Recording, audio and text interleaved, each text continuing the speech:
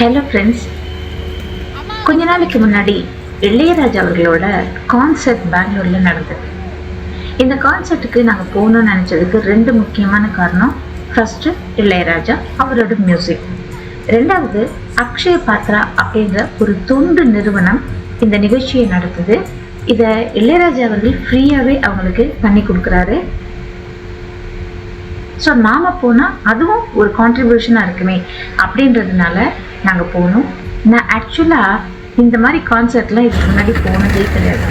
இதுதான் என் வாழ்க்கையிலே first time ஒரு கான்சர்ட்டுக்கு போகிறேன், அதுவும் என் பையனால். பயங்கர செக்யூரிட்டி இருந்தது, நிறைய போலீஸ்காரங்க இருந்தாங்க.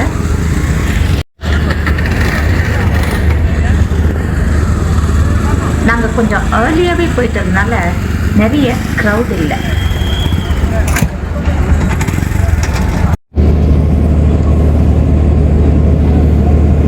இளையராஜாவோட கான்சர்ட்டுக்கு கூட்டம் வராமல் இருக்குமோ?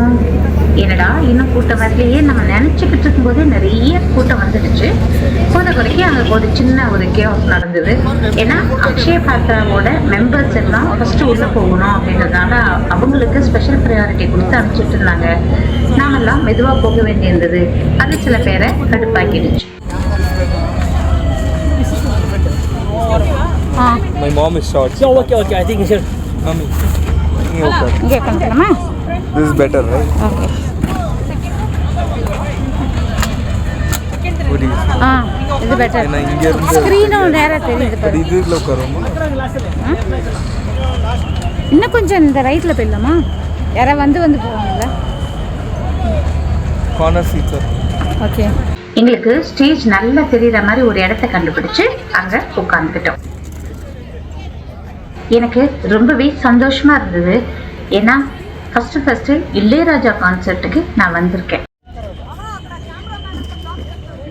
நம்ம எங்கே போனாலும் நான் முதல்ல தேடி பார்க்கறது அங்கே ஏதாவது ஃபுட்டு கிடைக்குமா அப்படின்றது தான். நிறைய ஸ்டால்ஸ் இருந்தது அங்கே, கூல்ட்ரிங்க்ஸு, டிஃப்ரெண்ட்டாக ஸ்நாக்ஸு அப்படின்னு நிறைய இருந்தது. எல்லாத்துக்கும் மேலே ராமேஸ்வரம் கஃபே இருந்தது. அதனால சூப்பராக இட்லி வாங்கி நானும் என் பையனும் சாப்பிட்டோம் திருப்தியாக.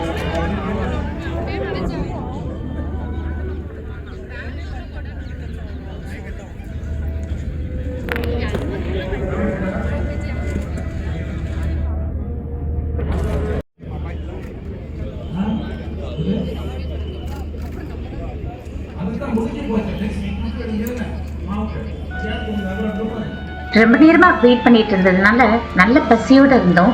பொடி இட்லி, சட்னி, சாம்பார் அப்படின்னு வெளுத்து கட்டிட்டோம்.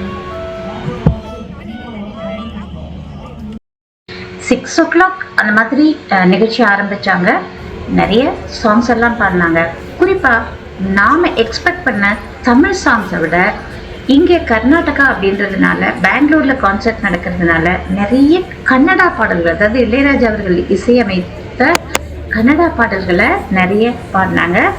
கூடவே தமிழ் பாடல்கள், ஹிந்தி பாடல்கள்லாம் பாடினாங்க. ரொம்ப ஜாலியாக இருந்தது, என்ஜாய் பண்ணோம். ஒவ்வொரு பாட்டை ஆரம்பிக்கிறதுக்கு முன்னாடியும் இளையராஜா அவர்கள் அந்த பாட்டை எப்படி உருவாக்குனாரு, அதுக்கு பின்னாடி நடந்த இன்ட்ரெஸ்டிங்கான விஷயம்லாம் என்ன அப்படின்றத அழகாக சொல்லி அதுக்கப்புறமா தான் அந்த பாட்டை பாடினாங்க. ரொம்ப நல்லா இருந்தது. முக்கியமாக அவர் ஜனனி ஜனனி பாட்டை பாடும்போது அப்படியே ஆடியன்ஸ் எல்லாரும் ஸ்தம்பிச்சு போயிட்டாங்க அப்படின்னு தான் சொல்லணும். இன்னொரு முக்கியமான விஷயம், எனக்கு எஸ்பிபி சரண் பாடினது அவங்க அப்பா எஸ்பி பாலசுப்ரமணியம் பாடின மாதிரியே இருந்ததுங்க. டிட்டோவாக அவ்வளோ சூப்பராக பாடினாரு.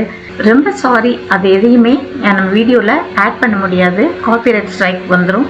ஆனால் அந்த ப்ரோக்ராம் ரொம்ப ரொம்ப ஃபேண்டாஸ்டிக்காக இருந்தது. இளையராஜாவோட கான்சர்ட்டுக்கெல்லாம் நான் போவேனா அப்படின்னு நினச்சி கூட பார்க்கல. திரை இசை உலகோட சக்கரவர்த்தி அப்படின்னு தான் இளையராஜா அவர்களை சொல்லணும். குறிப்பாக அவர் இசையமைத்த மெலடிஸ், அந்த மென்மையான பாடல்கள் நம்ம வாழ்க்கையில் நிறைய நேரங்களில் நம்மளோடவே கூடவே வந்திருக்கும், நம்ம உணர்வுகளோட விளையாடி இருக்கும். நிச்சயமாக எனக்கு இந்த நிகழ்ச்சியை பார்த்தது once in a life time chance. ஜாலியாக என்ஜாய் பண்ணிட்டு வந்தேன். இந்த வீடியோ உங்களுக்கு பிடிச்சிருக்குன்னா தயவுசெய்து லைக் பண்ணி, கமெண்ட் பண்ணி, சப்ஸ்கிரைப் பண்ணி, ஷேர் பண்ணுங்கள். நன்றி.